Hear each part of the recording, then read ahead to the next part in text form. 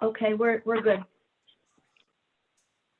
Okay, it is 5 p.m. This is Councilor Bill Psalms. I'm calling this regular meeting, first of the year, to order for the Ledyard Town Council Finance Committee. Present are myself and Andra Ingalls.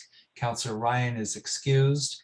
Also, we have Councilor McGrattan, Mayor Allen, and I'm going to go top down from now on. Roxanne Marr, Administrative Assistant, Chief Saccone from Gales Ferry Fire, Ed Lynch, WPCA, Gail Bradbury, Library Director, Jeff Smith from Gales Ferry Fire, Jen Muggio from Ledgelight Health District, Chief John Mann from Ledyard Fire, Marsha Hancock, Finance Director, Matthew Bonin, new Finance Director. Welcome, Matthew. Welcome back. Thank you. Welcome in your new role. Rachel Moser from the newspaper, from The Day, Steve Holyfield, Director of... He's from the board, Ed. Who is? Oh, yeah, I'm sorry. Sorry, Rachel. Of course you are. Board of Ed. And I just saw somebody, Jay Hartling, Superintendent of Schools. Did I miss anybody? I think we'll probably have more joining us shortly. Yeah, I think that's everyone for now. Steve Holyfield, did you get him? Yeah, I started on Steve, Director of Emergency Services. So welcome, everybody. Happy New Year. Thank you for joining us. We have a long agenda with, I think, 16 or 17 items on it tonight, so we're going to try and move quickly. And we're also going to move the agenda around because we have a lot of professional staff and a lot of volunteers joining us. So I want to make good use of everyone's time. That said, I would like to ask if there are any citizens' comments. Hearing none. If there are any, please just put your name and address in the chat. I don't think there are. So I have no informational items at this point, other than everything that's on the agenda. And I would accept a motion to approve the following meeting minutes. There are two, Andra, if you'd like to make that motion. Sure, I move to approve the following regular meeting minutes of December 1, 2021, and the organizational meeting minutes of December 6, 2021. Councilor Psalm seconds. Any comments, corrections? No. They were thorough and lengthy. Thank you very much, Roxanne. Good job. All in favor, please say aye. Aye. Councilor Ingalls votes aye. And Councilor Psalms votes aye. I don't know if I mentioned, Councilor Ryan is excused tonight. He's got some family obligations, so it's just Andra and I. So continuing on, I would like to remember this time, for once in a few months, to ask Marsha and Matt for the Finance Director's report. I am very pleased that Matt is here. Matt started on Monday, and we're training and talking about all the wonderful things that Ledyard is done and has done and is continuing to do. I'm very happy that he's here, and I'll turn it over to him for a minute before telling you about the rest of the stuff. Okay. Hello, everyone. Very happy to be here and start working with Marsha. I got some big shoes to fill, but looking forward to it. Looking forward to working with everyone. We're happy to have you, Matt. You've done a great job for the town in your previous role. We're glad you chose us. Yeah. I just will I just have a couple of things. The audit is done. It was done last week. It was submitted to the state last week. We made the December 31st deadline on December 29th. So that was very exciting. And the audit presentation will be taking place at our January 19th meeting. The next day, January 20th, is my last day. So that will be an appropriate sayonara for me. But And, you will be continuing on to assist in the background, right? right, with the budget. Yeah. And maybe a couple of other small projects or small projects that haven't been done in a number of years that need to be. So We will have the budget reports for you at the January 19th meeting, and the year-to-date budget reports, and any other updates that we have at that time. That's Excellent. it. Thank you. I see either I missed him or he rejoined. Jeff Smith is with us again from Gales Ferry Fire Company. And Councilor Naomi Rodriguez also joined. So, Andre, if there are no objections, I would like to, in consideration of the number of staff and volunteers here tonight, I'd like to move the old business later in the agenda and start with new business 1, if you have no objection. No objections. Okay. I'll start. I move to recommend the town council authorize the mayor to submit a grant application to the federal FY 2021 Assistance to Firefighters Grant Program for the purpose of portable radio equipment acquisition in the amount of $412,450.73 with a 5% matching commitment from the town. In addition, transfer $19,640.51 from account 211-20901-59300 ambulance fund transfers out to account 210-1402-47009 CNR miscellaneous revenue and appropriate $19,640.51 with that is the 5% local match to account number 210-20401-57300 AES new equipment. Second. Thank you. So this is a continuation of a longstanding program of upgrading our radio equipment for all first responders. We've been doing this for, I think, at least 6 or 7 years, maybe longer. These are portable radios for the firefighters. And I would, before I get in trouble and miss any facts, I'd ask either one of the chiefs or Steve Holyfield to expand on the program. I'm happy to expand on it a little bit. First off, can you hear me okay, Bill? Yeah. Okay. So I wrote the grant this year. I wrote it last year. We got very, very close last year. The federal government actually ran out of money. It went through peer review and technical review, and we were looking pretty favorable. And then, like I said, everything kind of came to a crashing halt with funding. So very confident this year. We made a couple changes, so it's a little bit cheaper than it had been in the past. There's some regional changes where the Groton agencies are going away from their current radio system and going to the state system, which is the same thing that our PD is looking to do and that the fire departments are looking to do. So we were able to actually specify a little bit cheaper portable radio, and that's why the numbers came down a little bit.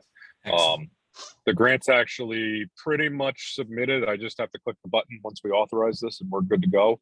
And I think it's a phenomenal asset to the town if we're able to prevail on this, and a huge savings to the town, and our ability to then put all of our firefighters with some new technology safe portable radios is really key at this point. So that's where we're trying to go with this. And you know, obviously the federal money goes a long, long way, and it's more than we would ever be able to budget for in our CNR accounts between the two fire companies. So excellent. Okay, Andre, any questions? No, like you said, we've discussed this for the last several years. I mean, for as long as I've been on finance, we've been talking about this, and no, I don't have any questions. It's a good opportunity to make an important upgrade.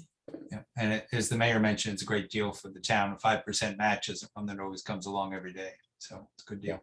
Okay, ready to vote? Yes. All in favor, please say aye. Counselor Ingalls votes aye.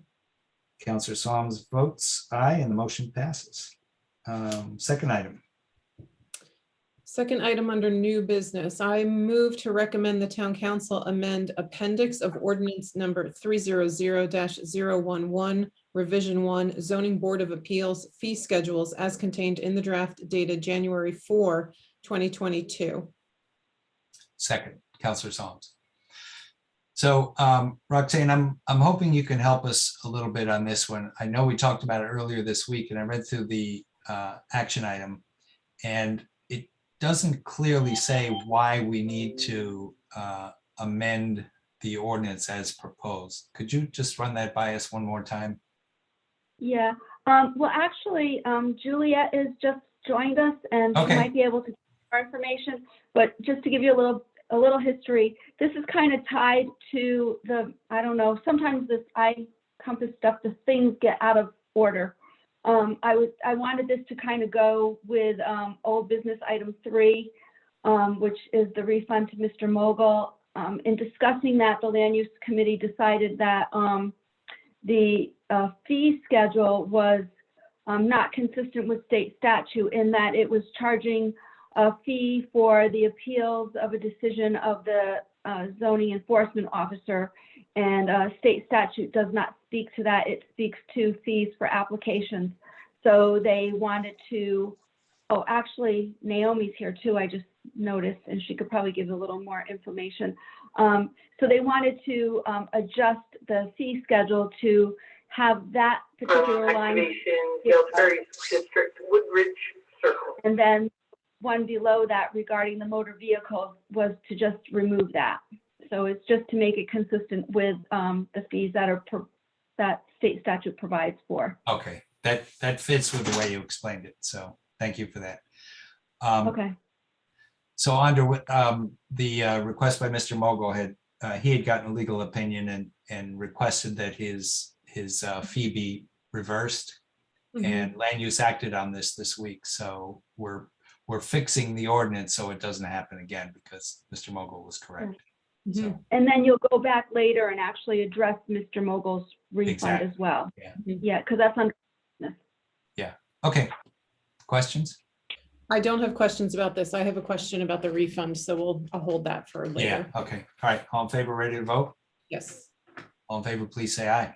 Counselor Ingalls votes aye. As does Counselor Solms, and the motion passes.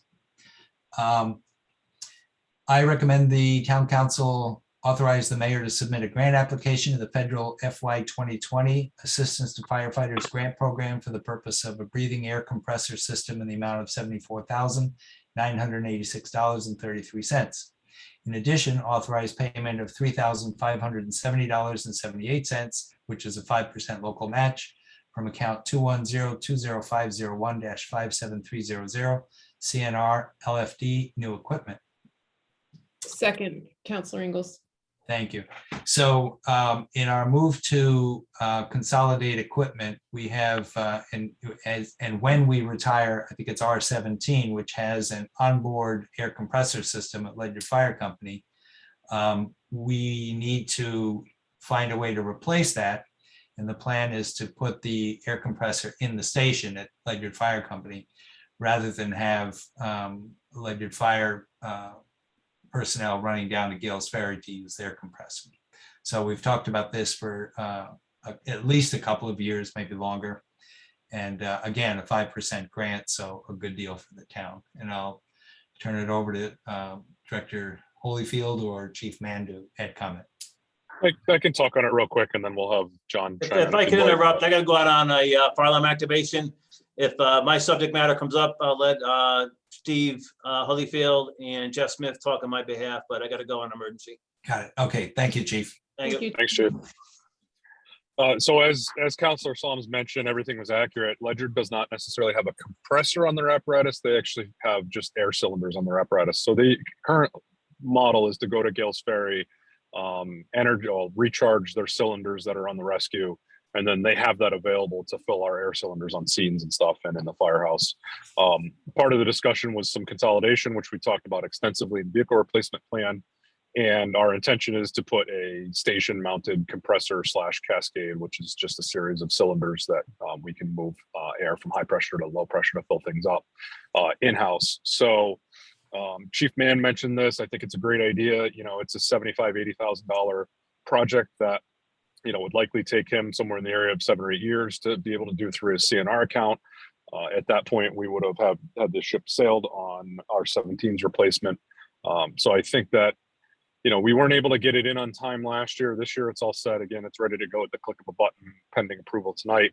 I think it's a very valid, high priority type item, and that's how they grade things with AFG, is through priorities. And definitely breathing air is a huge safety thing, and it's a high priority for grant awards. So I'm fairly confident in how we've worded things and our chances on this. But, you know, again, Chief Mann would wind up doing the 5% matching out of his CNR account, which shouldn't be too much of an issue. It was only roughly $3,500, and then we would have about 70,000 coming in to fund the rest of it. And then the only thing that we hadn't figured out yet was some electrical work, but we have a couple ideas on how we can get some low-cost electrical work done to be able to actually tie this all in. I don't see that as being a stumbling block or a holdup. So definitely endorse this. I think it's a great deal for the town. Yep, absolutely. Thank you. Audra, questions? No questions. Okay, all in favor, please say aye. Counselor Ingalls votes aye. And Counselor Soms votes aye, and the motion passes. Item 4 is yours, Andra. Item 4, I make a motion to recommend the town council authorize the Gales Ferry Fire Company to spend a sum not to exceed $48,000 from account 210-20401-54325 fire apparatus for the rescue truck R27 frame rail replacement. In addition, grant a bid waiver to Bulldog Fire Apparatus, 86 Stockhouse Road, Basra, Connecticut, 06334. Second, Counselor Soms, thank you. The 2 visits that we made to the fire stations this fall were really helpful. And this is one of the items that we talked about along with the compressor. And frame rail replacement is a big deal. It can cripple a vehicle. It can cause a bad crash and often can't be done. And I'm absolutely thrilled to see that we're talking about replacing the frame rails on this vehicle to get more life out of it rather than try and sell it or junk it and get a new one, because the vehicle otherwise looks to be in really great shape. So great solution. I'm glad we found somebody who can do it. I noted that the bid waiver reason is that other companies don't do this, and Bulldog is the only one that is still doing it. So I'll stop there and again turn it over to Director Holyfield. So the other thing to also kind of give Bulldog a little shout out was they had done that motor in R11 and did a fantastic job with it. It took a little longer, but we've been very pleased, and I'm not going to jinx myself. It's been very smooth as it came back in service. I think Chief Man would agree with that. I submitted a copy and I realized that I made an error of the vehicle replacement plan. And I put 45,000 and not the 48 that the chief had requested. I don't see it as a negative impact on our vehicle replacement stuff. I'm able to kind of flex some of the apparatus a little bit. And I included in an email to Counselor Soms also some concerns that we have, because this is a totally different topic, but Ledyard is looking to purchase their new tanker, and we're already finding out that the lead time on tankers through the companies because of frame availability is becoming, it's gone from 270 days to over a year to it could even be longer. So I'm optimistic that maybe we might be able to do the tanker, but if we have to kick that back another year, that may change how things project out for a positive, actually. But at any rate, I was able to work the numbers. I think that we have the money in vehicle replacement fund to be able to take care of this. And then that gets us some resale value of R27 when we go to sell it. And the intention had been always, and it's still in the plan, to combine it with the engine and design an engine that will hold both the rescue equipment and the engine equipment when we get down to fiscal year 28, 29, somewhere in that area. So this is really a stopgap to keep that apparatus on the road. There's a lot of equipment that we need accessible for all of the firefighters in town, and it just really is kind of a rolling toolbox, but we need that stuff to be mobile. And we looked at other options, like maybe a trailer or maybe a separate apparatus that would be smaller, maybe a used apparatus, and they were all significantly more money than the $45,000 or $48,000 to do this. So that's kind of what we settled on, was the most prudent advice to, get another 5 to 8 years out of this apparatus, and then hopefully have some resale value that we can recoup towards the cost of this when we do wind up, terminating 27 and getting rid of it at some point. Excellent. Thank you for that. Yep. Andrea, questions? No, we saw these vehicles. Again, this is something we've been talking about for a long time. And I know a lot of homework went into this, so I'm all set. Okay. And we do have photographs for the council when it comes to that. So, yeah. So, and I, on an aside, I appreciate everybody coming to the firehouses and having some very open, honest conversations that we did that night that we did it. I thought that was good for understanding, and it was a lot easier for us to convey some of the issues with the apparatus and what the apparatus's function were, so that we could have conversations down the road. And I think that's hugely beneficial to the relationship between, the fire departments and the council as a whole. So thank you guys for that. Yeah, thank you for inviting. It was very helpful to me. Yeah, Very yeah, helpful. really enjoyed it. Plus I Okay. got to dress up like a firefighter, so. Don't let her do it again. She'll have she'll have that fixed nozzle in her hands in nose time. I'm going to mail her an application for membership pretty soon. Oh, boy. Ready to vote? I'm ready. All in favor, please say aye. Counselor Ingalls votes aye. As does Counselor Psalms. Motion passes. I move to recommend the town council authorize the mayor to submit an application for E-rate funds. Oh, let me stop there. I don't think we have anything more for the fire departments, do we? You shouldn't. I think that was the only three. Yeah. So thank you for coming, guys. Appreciate your attendance, and you don't have to stay if you don't want to. I know you got other things to do. So Thank you so much. Have a Have a good great night. night. All right. Have a good night. Good night. Okay, so I'll start again. This is Counselor Psalms. I move to recommend the town council authorize the mayor to submit an application for E-rate funds and a matching state library grant to cover the installation of the cost of a fiber network at Gales Ferry Library, along with a request for E-rate funds to supplement up to 50% of the annual maintenance and internet cost. Second, Counselor Ingalls. Thank you. So I spoke with Director Bradbury about this in early December. And I recommended that she get the FCC speed test, which is an application you can run on your phone to provide us with some data for this request. The schools and the Bill Library are already on the CEN network, which is the Connecticut Educational Network, if I'm not mistaken. And it's a high-speed fiber optic network, which is totally independent, I hope, from Comcast and Frontier. And they all experience excellent internet service. Gales Ferry Library is still on, I think, Frontier. Anyway, they're not on a fiber optic network. And the state library is recommending that they get on it. The problem they're having is that when a number of people are in the library, they get kicked off because they exceed the upload and download speed of the present internet carrier. So as I mentioned, I suggested that Gail get the FCC speed test, which you can run on your phone.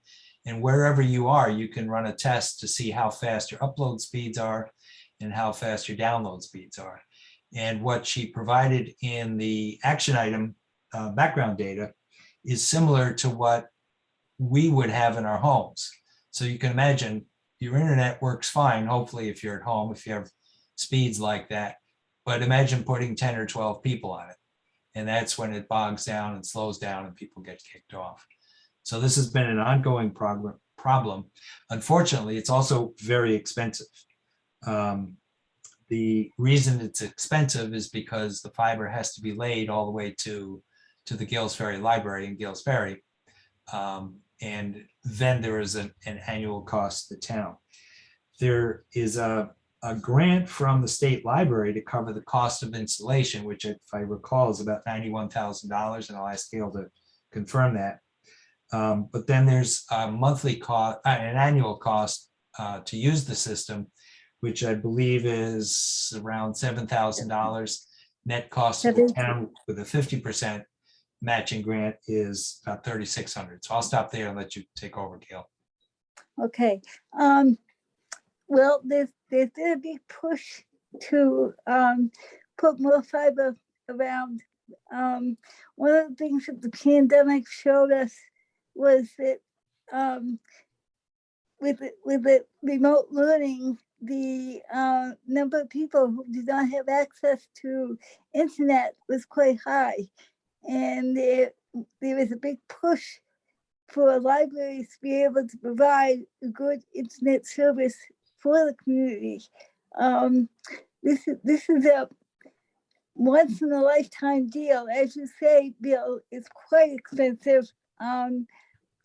I was a little bit surprised when they said, go for it, the money's there. They very rarely will turn it down.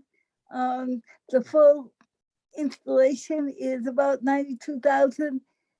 There's $10,000 in equipment cost, which the state library will pay. And the state library will also pay the first year of internet and maintenance at $7,200. After that, we would apply for the E-rate each year as they do at Bill Library, and the E-rate will cover 50% of that cost, which is about $3,600 a year. That is something that the town would have to pay the remaining $3,600 for that. It's a 20-year contract. I know there was concern about the technology being adequate for 20 years, but if you consider that the federal government has invested billions of dollars into fiber infrastructure, the feeling is that this technology is going to be around for quite a while. It's in addition to faster speeds, it's more reliable because it operates with light instead of electricity, and it's less likely to go out during a power outage. It's also better for future bandwidth growth. If your needs change, it's possible to increase the bandwidth. We've been on the same bandwidth here at the library. We haven't had to make any increases. It's been fine. I don't foresee us needing to increase it. So the cost of the 7,200 should work for us. And as you mentioned, Bill, it's all the schools in Connecticut and several town halls are on the CEN network. So the feeling is if they've committed to it, it is going to be around for the 20-year contract. Thank you. Questions, Andra? I do. So going forward, so starting in year 2, it looks like the 50% discount for maintenance and internet service would bring us to $3,600. That would be our commitment for the 20-year contract. So it's $3,600 compared to, looks like we're currently paying $828 a year for internet. I guess my question is that the truest comparison, the $3,600 to $828, or is there another line item that would be joined with the $828 for a truer monthly maintenance and internet service cost?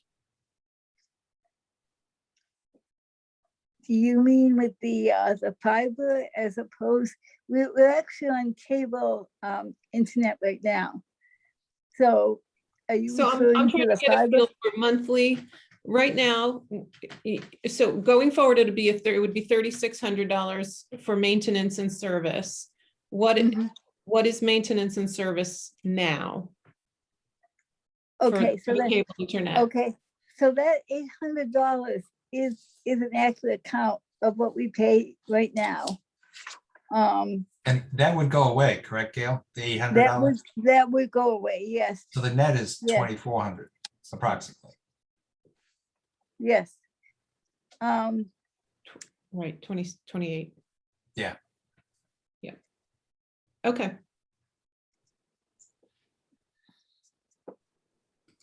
So I have mixed feelings about spending $91,000 to lay a fiber optic line.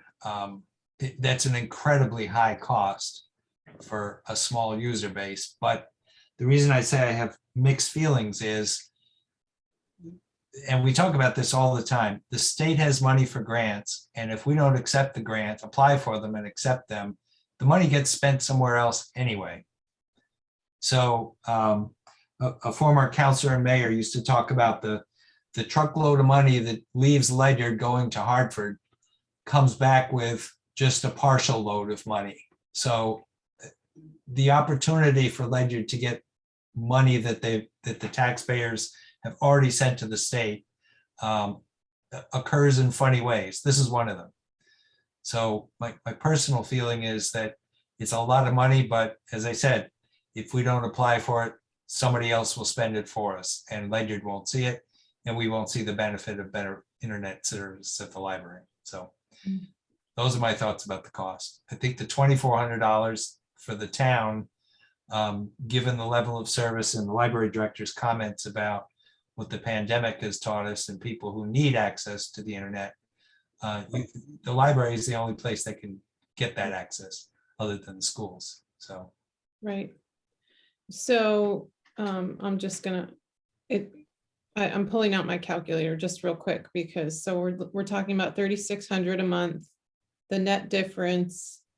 No, 3,600 a year. Year, year. sorry, Yeah. a year. Yes. And Wait, it's- and the 828, okay, wait a minute. So that's a good point. Thank you. No, let me find where I'm. So, okay.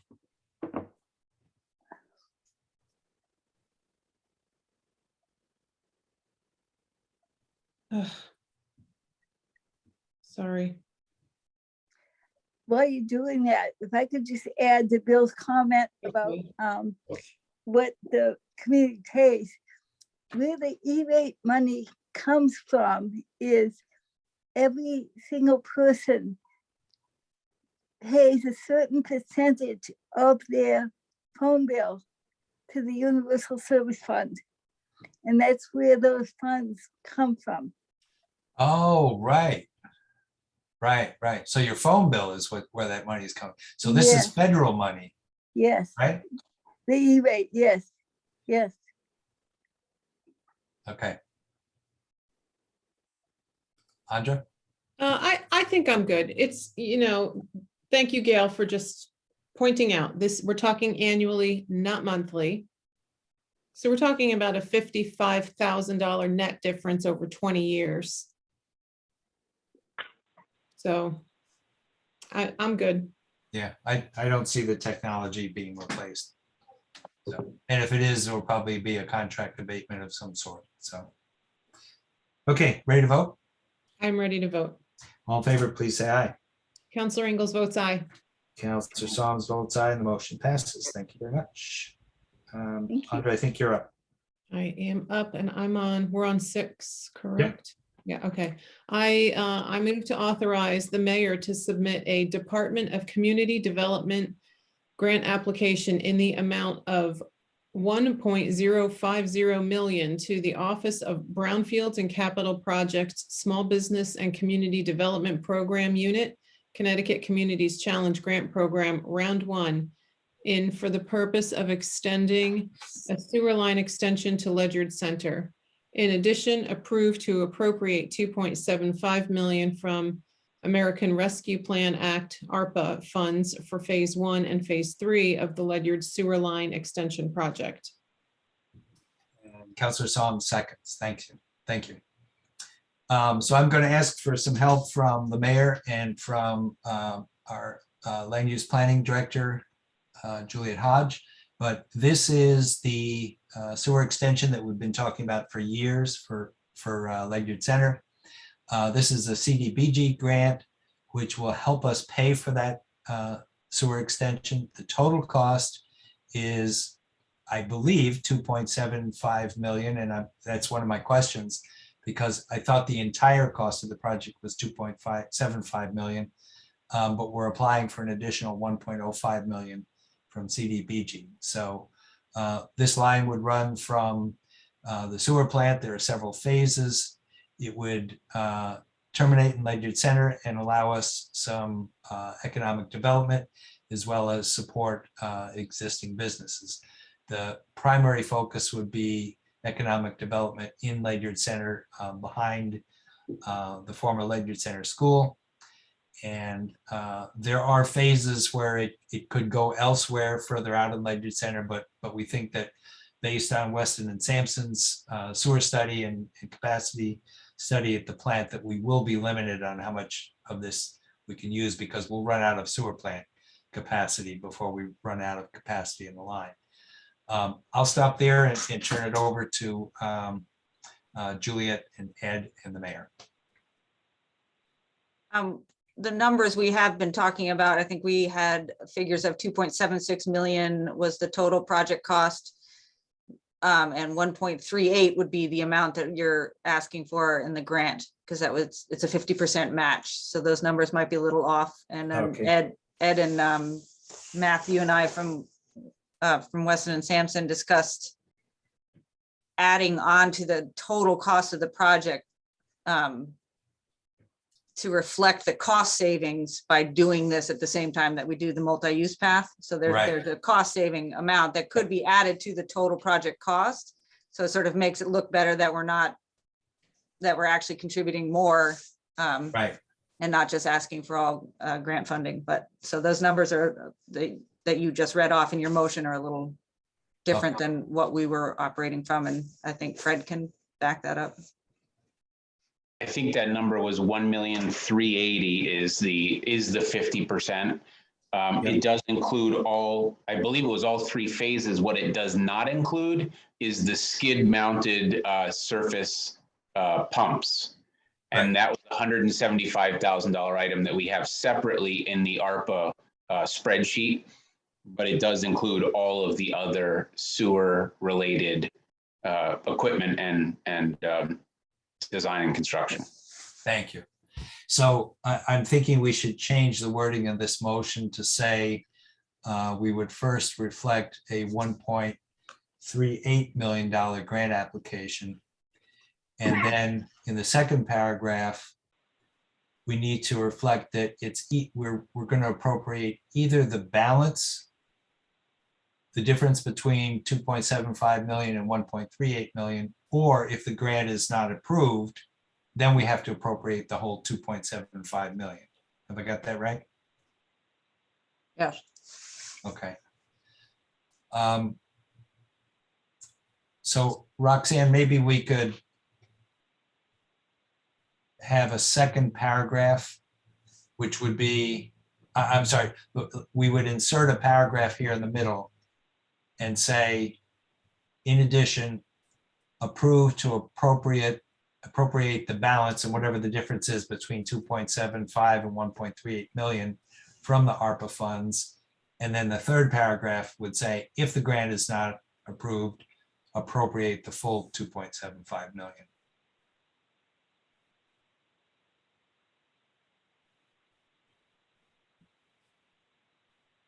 Okay, you want to make that as a friendly amendment? Would you accept that, Andrea? I would. Okay.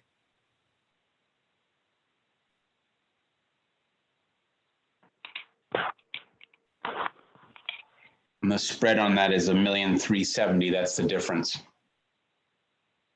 Thank you, Fred. So it would be 1,370,000. Yep. Exactly. So we'll get this right for the town council, but I'll just read out what I think it's going to say. The first paragraph remains the same. The second paragraph would read, in addition, approved to appropriate 1.37 million from American Rescue Plan, et cetera. And then the last paragraph would say, in the event that the grant is not accepted or approved, appropriate the full 2.75 million from the ARPA funding. Bill, I'm sorry, in the first paragraph, we're leaving the 1.05. I thought that was what's Oh, changed. yeah, you're right. So that changes to 1.38. Thank you, Andrea. Okay. Okay. And I thought somebody said it was 2.76 million. Not Actually, it 2.75. is. It's like 2.75625, something like that. So yeah, 2.76. Okay, I got it. Okay, thank you. Andrea, ready to vote? I am. All in favor, please say aye. Counselor Ingalls votes aye. As does Counselor Solms. The motion passes. Thank you very much. I guess I'm up. I move to approve, recommend the town council approve a revised Appendix A qualifying income schedule in accordance with ordinance 200-005 Rev 1, an ordinance to provide property tax relief for certain homeowners age 65 or over or permanently and totally disabled, Rev 1, as contained in the draft dated December 6, 2021. Second, Counselor Ingalls. Thank you. So each year, the state changes the income limits for this state-funded program. And we have to change our ordinance because our ordinance matches the state funding. The amounts went up. There's a table attached, and all we're doing is updating the table in our ordinance to match the state income levels. We do have the opportunity to change those, but we've recently, after many years of discussion, decided to follow the state program exactly. But I just want to comment that we do have that option. We don't have to do this. We could adjust. Questions? No questions from me. Okay, ready to vote? I am. All in favor, please say aye. Aye, Counselor Ingalls. Counselor Solomon votes aye as well. Under your, I am up. Okay. We're on 8. Yep. Yes. I make a motion to recommend the town council refer the town roof replacement projects to the Permanent Municipal Building Committee, include the following facilities. Bill Library roof, Town Hall roof, Town Hall Annex roof. second, Counselor Solomon. So we have 2 more motions after that. The 2 projects have to be, the school and the town building projects have to be handled separately for bonding purposes. So we have 2 separate motions, but as we have been doing for years, we refer large building projects to the Permanent Municipal Building Committee, and we can refer all 3 of these projects together as one to the PMBC. Questions? No. Ready to vote? All in favor, please say aye. Aye, Counselor Ingalls. And Counselor Solomon votes aye as well. And the motion passes. Okay, I move to recommend the town council approve a resolution appropriating $295,000 for the town roof replacement project and authorizing the issue of bonds and notes in the same amount to finance said appropriation. Second, Counselor Ingalls. So there are 3 buildings. There's the Bill Library roof, which has shingles that have started to leak, even though they've not come of age yet, if you will. The town hall roof does need replacement and is scheduled for replacement. The town hall annex roof is not quite ready for replacement, but we believe, and the town engineer, Steve Maslin, believes that the efficiencies of scale of putting all 3 together make it a good plan to do all 3 together, and in the long term would save us money. One thing to note is that the town hall has, and I believe the Bill Library, not sure about that. Anyway, we have solar panels that went on around 2010 that are about halfway through their natural or their planned life. And we believe that it would cost more to remove them and replace them than it would be just to remove them and then apply for another program if we want to put new solar panels on the roof. Solar panels tend to decline in performance, and newer panels perform better than older panels. So I think we've gotten our life out of these panels and some savings, and we're going to remove them and keep them off for now until another program comes along.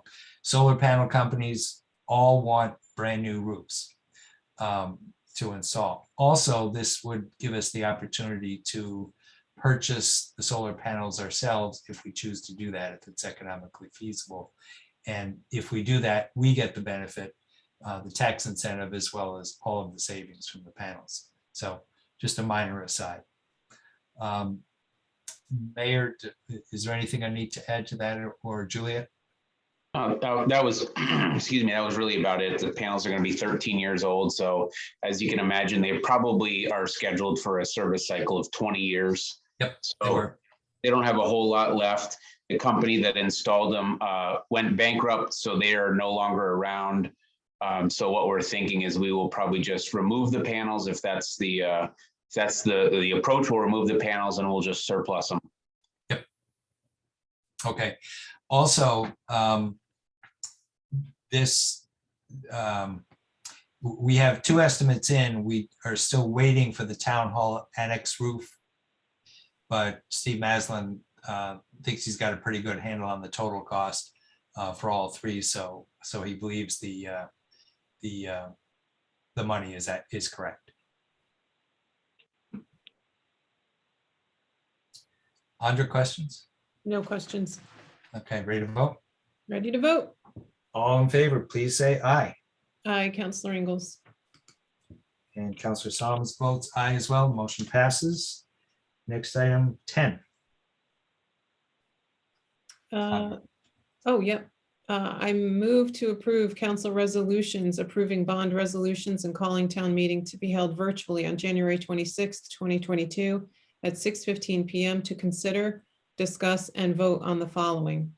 Shall the town of Ledyard appropriate $295,000 for the town roof replacement project and authorize the issue of bonds and notes in the same amount to finance said appropriation? Counselor Solomons seconds. So in total, the town building and the school building roof replacement projects exceed 5% of the total budget.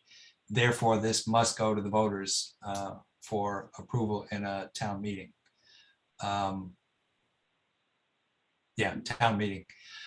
So that's why we're scheduling this for the town meeting. We'll be doing the same thing with school roof projects as well. And we're bonding because in total it's 6-7 million. Yeah, almost 7. Yeah, it is. It's over $7 million in total. So we're bonding the total cost of the project. Questions, comments? No, we're just setting a date here. Yep. Mark's got her hand up. Actually, the town roof project falls into that category of the charter, under 5%, but more than 1%, which requires a town meeting. And then the school projects are above 5% of the tax levy. So that requires a town meeting and a referendum. Oh, that's So why. this one is Yeah, just a town meeting. Yeah, that's why I'm confused. Okay, thank you, Marcia. Okay, all in favor, please say aye.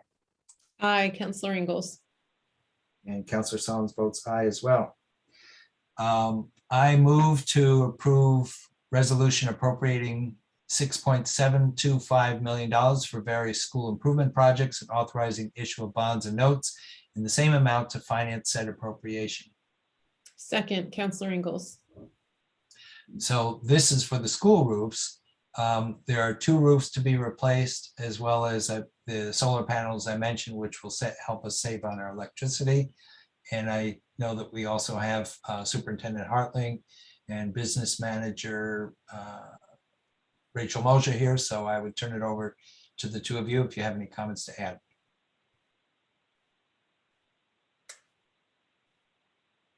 And you, Mr. I'm sorry about that. This is Mr. Hartling, Superintendent of Schools. We have nothing further. I mean, the roofs are a critical end, so it's something we need to make happen. thank you. And I we think do you're have some leaks. I should have mentioned earlier, we have leaks in the town end, I believe the school roofs as well. This has been on our agenda for a long time, or at least in our sites. Central office is part of this too, Bill. And yeah, thank you, Fred. Central office. And also to HVAC at one of at the Gales Ferry School and the BMS system. The building management system. Yep. Yes. Yeah, Mr. Sums, we've been patching this together for the last 5 years at Gales Ferry in particular, and the board building, because we were waiting to get in the window of reimbursement. So this is definitely a critical path. Yep. And it's definitely a big chunk of money that that we're hoping to get to help pay for it. So thank you, Jay. Andre, questions?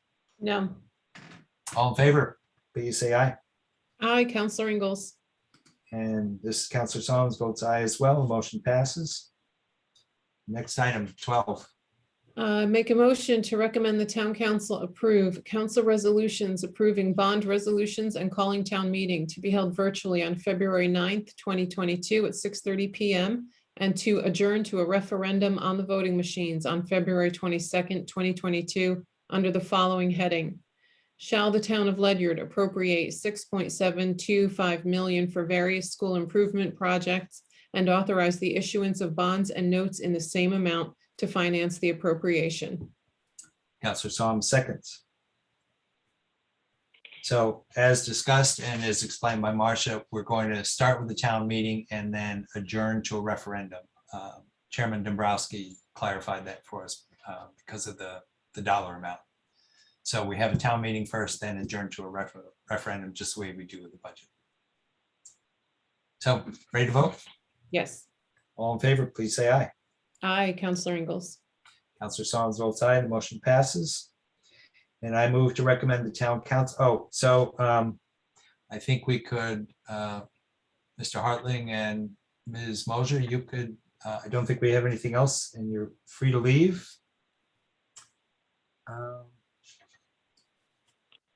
Love the offer, but we also have the audit today. Oh, yeah, okay, all right. So who else? We're not doing it today. Yeah, we're not doing the audit tonight. The audit's next finance on the 19th. This is Mr. Hartling. Have a great evening. Oh, Jay, you can stay if you'd like. Yeah, I'm confused by my own agenda. We're at the end of the agenda. So yeah, guys, thank you for coming and holding out all that time. We'll let you go. Oh, he's gone. He's Yeah, he just. is.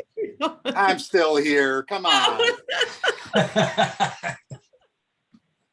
All right, I lost track of where we are. Okay, this is Counselor Soms. I move to recommend the town council approve the town council department fiscal year 2022-2023 capital improvement budget in the amount of $1,500. Second, Counselor Ingalls. So this is usually for laptops. We set aside money every year for new counselors or any counselors who require laptops. We usually don't spend the money. So I think maybe, I can't remember what we did last year, but anyway, we start by putting it out there in the budget and then we whittle away at it when we get into budget deliberations. Mhm. So questions, comments? No. All in favor, please say aye. Aye, Counselor Ingalls. Same for Counselor Soms, the motion passes. Item 14. 14, I yep. make a motion to recommend the town council approve the town council department fiscal year 2022-2023 budget in the amount of $179,751. Counselor Soms seconds. Any discussion? Yeah, actually, I had just a silly question on this. And, oh, I'd have to open up the spreadsheet. There was just a code, like a status code in the spreadsheet that I didn't understand. It was like, Those are like mandatory or required, or like, for instance, we have to include money for the annual audit every year. So that's a mandatory expense. that makes perfect sense. What's the other one? There were only two. It was M and like SE or. Yeah, I can't remember, but yeah, Yeah, that makes sense. that's what they're for. Yeah, it was, yeah, okay, perfect, thank you. So just for in the greater picture, we will deliberate everything when we get into budget negotiations. So this is just the matter of putting it out there so that we can discuss it during budget deliberations. Right. So ready to vote? Ready to vote. All in favor, please say aye. Aye, Counselor Ingalls. Counselor Soms votes aye too, and the motion passes. And now we'll go back to old business. And thank you for hanging in there, Juliet. The first item is continued discussion on, let me get up there, on possible changes to the SIP and the CNR based on the ARPA funding. And I don't want to spend a lot of time on this because we've already taken a lot of people's time tonight. I have proposed a rubric, which is the next item. There was something I wanted to talk about. Now it's escaped me with this. Oh, public hearing. Other towns, I read newspaper articles now, I can't remember which ones, but it might have been Waterford and East Lyme, possibly Groton, are holding public hearings to discuss how to spend ARPA funds. We have talked for several months about how we decide how to spend the funds. We've talked about keeping the process open and transparent to the public. There have been newspaper articles. There have been some public suggestions, and we have added projects to the list based on public suggestions, either through social media or in response to the newspaper article. But I personally believe we should also have a public hearing element to this discussion so that we don't miss any opportunities or any glaring needs by just, handling this entirely through finance and the town council and the mayor's office. So I don't think we're going to miss anything, but I do think we should have an opportunity for public input as well as public comment. So I'll stop there and Andrea, see what your thoughts are about adding a public hearing to the schedule. And I'm sorry, just one more thing. Part of the funds we said we'd put in the SIP because we have a capital improvement plan and major expenses should appear in the capital improvement plan because that's what planning's for. We have identified a few things that are more emergency of nature, but most of the items on the list, I believe, should be in the SIP. So I'll stop there and get your thoughts on it. Mhm. I do think a town meeting or a public hearing is, it would be a public hearing. I think it's worth doing. I have my doubts that we'll get a lot of feedback, and I'm actually, concerned even about, we'll do the public hearings or the town meeting on the bonds, and nobody comes out to hear the budget proposal. So I think it's worth doing. I think we should also keep the nation for input out there through other channels.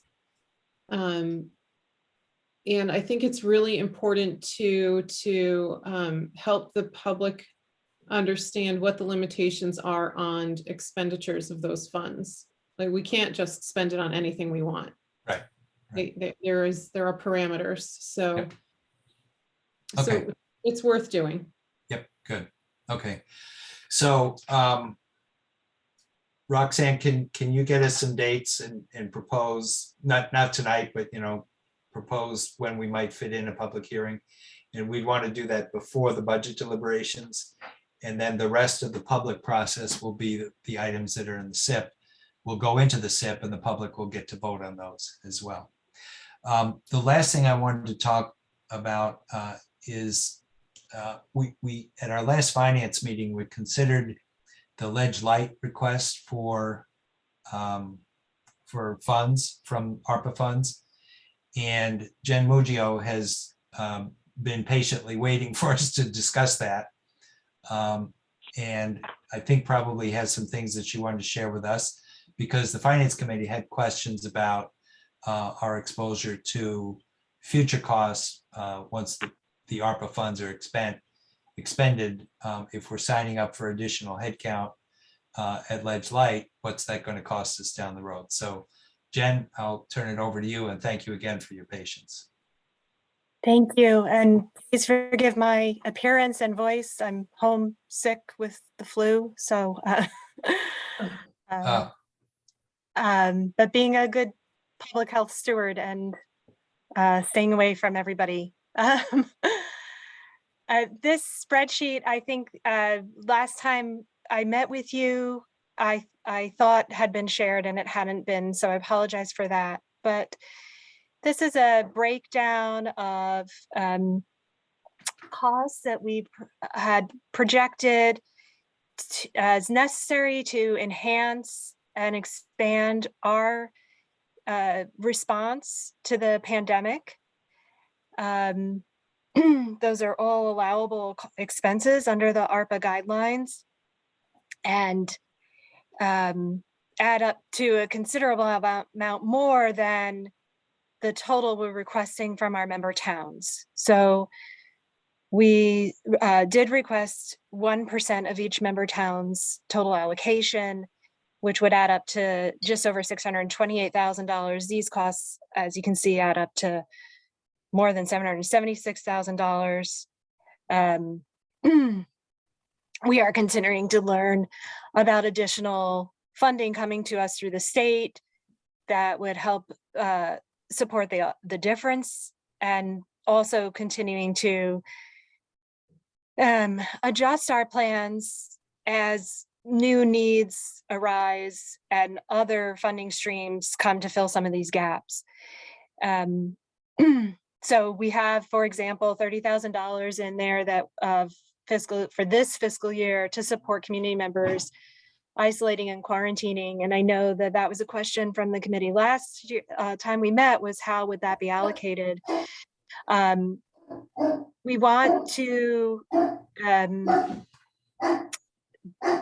assure that community members have what they need to safely isolate, to break those chains of transmission, but also use other resources where we can. So thankfully, the resources the state made available through what they call the community resource coordinators have continued a bit longer than we've anticipated. So we haven't needed to find money for that support yet. So that's one example where it looks like, because the ARPA funding doesn't meet the expenses we put together, it could appear that this plan puts our member towns at risk for an increase per capita down the road. But as we have continued to do over the last 10 years, we work to find other funding to make cuts in other areas, and our per capita increases have been non-existent in many years and minimal in those years where we have had a per capita increase. Last year, we increased our per capita rate going into this fiscal year for the first time in several years, and our budget for next fiscal year keeps the per capita rate flat once again. With regard to the new positions that this plan includes, they are positions that we identify as needed in response to the pandemic. This happens in our public health work all the time. As new public health issues arise, we adjust our staffing in response. Sometimes that means bringing on new staff who have particular set of skills. Sometimes that means adding to our current staff because of the volume of work. And sometimes that does mean cutting our staff if a public health issue has de-escalated to the point of not needing that staffing level response, and also the external funding is no longer there. So the public health nurse, the community health worker, increasing those capacities in our organizations is something that we need to do right now to keep our pandemic response as good as it can be. And of course, when the ARPA funds run out, we will, as we always do, evaluate the needs of the district, the public health priorities at that time, and other external funding streams. So we of course can offer no assurances about what our per capita rate will look like in 4 years, but I think that our history has proven that we work very hard to do excellent public health work without exorbitant and repeated increases on our town's budgets. Thank you, Jen. I think you've answered the questions fairly and honestly. The the spreadsheet that you sent me back in, I think it was September, sat in my inbox. I didn't notice it. None of the other council committee members were copied, but they have seen it, and we did discuss it at length at our last finance meeting a month ago. So we have had a time to had time to review it and discuss it. And I think you've done a good job answering the questions that we had. The answers are that we're primarily, Roxanne, if you could scroll up a line so we can see the years. It looked like the funds would continue to be needed past FY25, and you've confirmed that, Jen. I think in the month since we had that discussion, we've also seen that this pandemic may be here a little bit longer than we had hoped. So the kind of work that you guys do is critical to getting this thing under control. So thank you for answering those questions. My pleasure. I just add one more thing, if I might. In the years around FY25, before or the year after, we are expecting a number of retirements among some of our more seasoned staff. And so this is an opportunity to onboard some new professionals, particularly in our public health nursing department, while we need them for the public health response, but also prepare for that loss of people asset that we're facing as the public health workforce is aging and nearing retirement. We are going to continue to see shortages in public health staffing, and so we appreciate consideration of this as an opportunity to help us prepare for that as well. Thank you. Andre, you and Tim and I had questions about fiscal 24 and 25. We noticed that the salary for the public health nurse doubled in 24 and then went back to its original level in F25. Jen, could you comment on why those fluctuate and what's behind that? Sure. So we have other funding that's coming to us through what's called the ELC, or the Enhanced Laboratory Capacity Grant. That is federal money coming through DPH to the local health departments. Excuse me for a second. That is funding that new public health nurse salary and fringe line item. That funding carries us through the first 6 months of fiscal year 23. So we would then transition the allocation of that person's salary and fringe to the ARPA money for the second half of fiscal year 23, fully allocated in fiscal year 24, and then ending that allocation in fiscal year 25, since the ARPA guidelines as they currently stand are that the money needs to be spent by December of 2024. So at that point, halfway through that fiscal year, it would depend what happens with that position, and the funding for it would be part of our overall budget consideration for that fiscal year. Where are we with staffing? Have we had other losses of public health nurses? Are there new grants that are coming in to support that salary and fringe? Or do we need to make a reduction in our workforce? Okay, thank you. Andrea, questions? Yeah, so Jen, so my understanding then that the numbers in this spreadsheet are ARPA numbers. So these are so where it says, excuse me.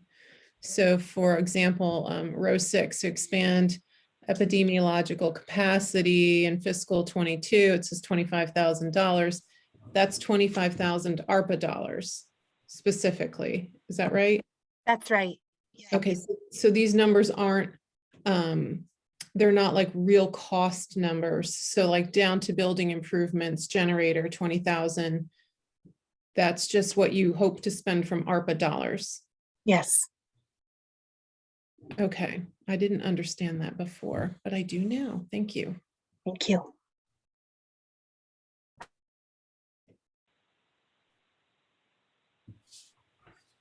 Other questions, Andrea? You know, So I think, one question we would ask our own department heads, and I'm again looking at row 12, building improvements generator. One of the first questions we ask is it in your SIP? So, is there another document that would show this was part of the long-term plan? Yeah, I guess that's the question. Okay. And let me just say, my heart goes out to you. As soon as you said you had the flu, I just felt like all of a sudden I now have a headache and I'm achy and I'm trying to imagine like trying to give an answer to a question. I'd be like, I just want to go take a nap. So I just appreciate you being here at all. My pleasure. And I hope that you're well. I am well. I just feel your pain. Thank you.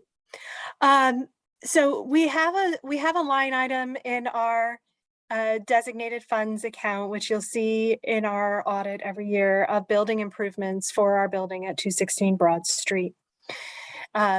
We have had to make some adjustments to the plan for what we were prioritizing spending those funds on in response to COVID, because frankly, we ran out of space to put people. The burden that was placed on our department to respond to COVID necessitated us bringing additional people on. And so we've had to kind of shuffle some things in our priority list for those building improvements to refurbish a room and bring in additional cubicles and desks for those staff people, and also so that we could make it so everybody wasn't sitting on top of each other to control the spread of COVID within our office.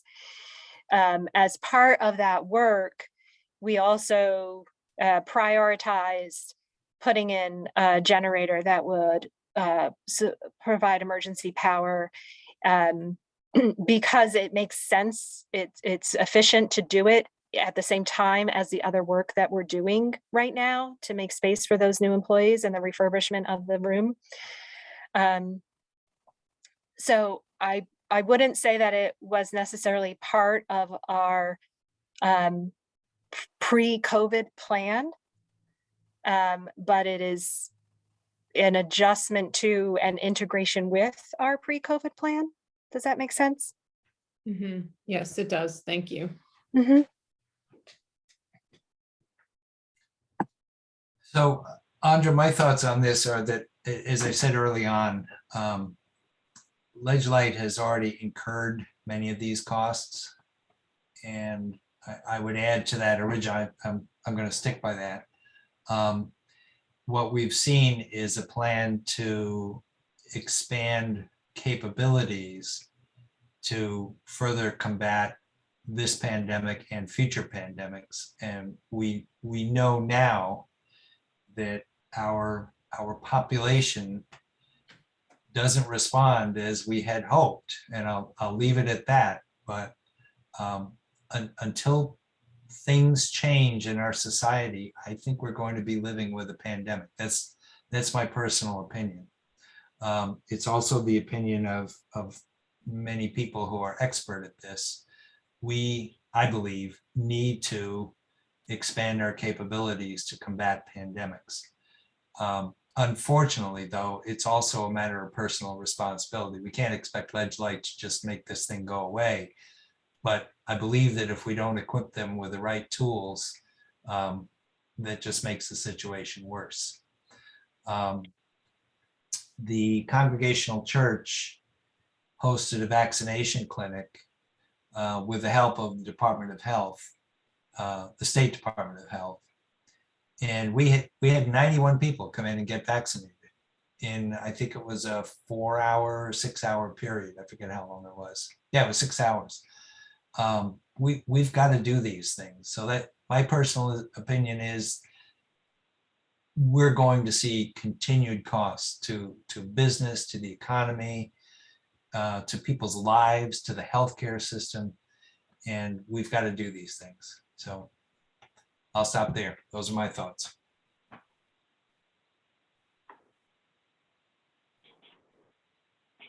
I don't have any more questions. I'm trying to ask the same questions we would ask of any of our own department heads. Oh, and yeah, I know, absolutely. Bill? Yeah, It's Mary. Mary. Okay, I have a question on number 9. Jen, would you please explain what that is? Support for community members to isolate quarantine? So at different phases through the response to the pandemic, there have been different resources available to support people whose economic status may make it challenging for them to adhere to isolation and quarantine guidelines and thus break the chain of transmission. When we put this budget together, we understood that the existing resources would be ending in September. They have continued now through the end of December, and we're trying to get a handle on what they will be moving forward. But sometimes, asking somebody who tested positive for COVID to stay home meant that that family had no food for the week. Or there have been times where someone was faced with an unstable housing situation and living with family or friends and then tested positive for COVID, and their support system was not willing to have them or able to have them stay in the house for their isolation period without putting other people at risk. There were funds to help people with that. They have waxed and waned. We haven't had to draw on this very directly in a robust way yet, but it is going to be crucial for in some circumstances to provide individual support in order to break the chain of transmission. Okay, thank you. Thank you. So we don't plan to act on this tonight because we're short one committee member. And we will do our best to convey this discussion and conversation to him. Jen, we thank you very much for attending and for your patience and waiting through the whole length of the meeting and with the flu. So thank you for that. And I want to add my condolences as well for the suffering. Thank you. My pleasure, and happy to answer any additional questions. Okay, thank you for coming. Thank you. So Andrea, as I mentioned, I don't plan to discuss the rubric because I just sent it out today. So we'll do that when Tim is back with us. Okay. And I'll move on to item 3 and make a motion to recommend the town council approve to issue a refund in the amount of $500 to Mr. Paul Maugle, 827 Colonel Ledyard Highway, Ledyard, for a fee charge for a zoning board of appeals case number 962. Second, Councilor Ingalls. Thank you. So this came before us and also to land use. Land use did take action on it. They determined that the town cannot, the state statutes do not support the town charging for this fee. So they have suggested that we issue the refund less the $60 that went to the state. And I believe the original, I'm not looking at the action item, but I believe the original total was $560. So we're issuing a net of the $500 that the town kept back to Mr. Maugle. Right. So my question is really about that $60. So the state doesn't give us room to charge this fee. They charge $60, which we collected on their behalf and sent it off to them. Yep. And so how does Mr. Maugle recollect his $60? I don't think he can. If I understand it, and I could be wrong with this. Irony in this. Yeah. The state can charge, but we can't. That's how it works. That's my understanding of it. If I were Mr. Maugle, I'd be chasing down $60. Julia, did you want to clarify that? Yeah, can I jump in? Yeah, please. First of all, at the time you had an ordinance that identified that there was an application due and an application fee, and action was taken. So that money was spent, definitely. It wasn't just taken for no action. The state doesn't allow refunds like that. And this whole refund in general is going to be an accounting nightmare, I would imagine, because it crosses fiscal years, I believe. But your ordinance wasn't in line with state statute because the challenge of an order isn't actually an application. It's a challenge. It doesn't qualify as an application. That's why there should have been no fee and no public hearing and all of that. But I had suggested that you just give Mr. Maugle a credit. So when he comes in to fill out a permit for the use that is not currently permitted, that he wouldn't have to pay at that time. It would make it a lot simpler, but you can't refund that state fee. It's already accounted for. It's sent. Couldn't do it. So can the state charge $60? You accepted it as an application, so it's your error. If the Oh, town I wants see. to give them back $60 because you made a mistake, I that's up to see. you. I But see. We did Okay. process an application, gave it a number and reported it to the state. So it's there, it exists. So you can't have that back. So we charged it in error, sent the Right. money to the state in error, and the state's going to keep the money. Right, because they don't scrutinize each Yeah. application that comes in. We just report X amount in fees and give them their share. So I wonder maybe if we should just issue a credit to Mr. Maugle or pay him $560 instead of $500. I think we owe him $560. The error was, if the error was ours, we owe him that $60 differential. I think part of the problem with this particular situation too is that Mr. Maugle knee-jerk acted based on a letter of, basically saying a letter of non-compliance. He was not issued a zoning infraction or anything. It just kind of said, hey, we realize that there is an issue here and we're just putting it on the record. But he was not issued a cease and desist or anything like that. But what happened was he viewed it as it was a cease and desist or similar, and then started taking legal action, which was kind of unfortunate because that's not what the letter was that he received. But And a lot of money was spent on this on behalf of the town that 560 certainly does not cover. I mean, it's not, there's some fault in the town, but there's also, like the mayor said, he initiated it. He willingly initiated it, willingly paid that fee. And I think the letter was very clear that it was not an infraction. It was just saying, hey, we recognize there's an issue here. That was all part of when the agritourism regulations were being proposed. And so the letters went out to multiple property owners in town, just kind of said, we understand that you're doing these certain things on the property and our current zoning regulations don't exactly permit that. However, these regulations are being worked on, which will then allow many of your uses. But he, like I said, he immediately reacted to that, probably beyond what the letter really was. So did he then file an application for those services, to provide those services? Yeah, and that's probably where we erred, was he then filed an application when we never had him formally on the record for an infraction. Okay, so he filed an application and we accepted the Yeah, application. Yeah, we probably shouldn't have accepted it. Yeah, but Yeah. your admin staff is not, they're not aware of those statutes. That's not their job to scrutinize that. If somebody wants to submit an application, they accept the application. Right. Your zoning official should have caught it, but Yes, I agree.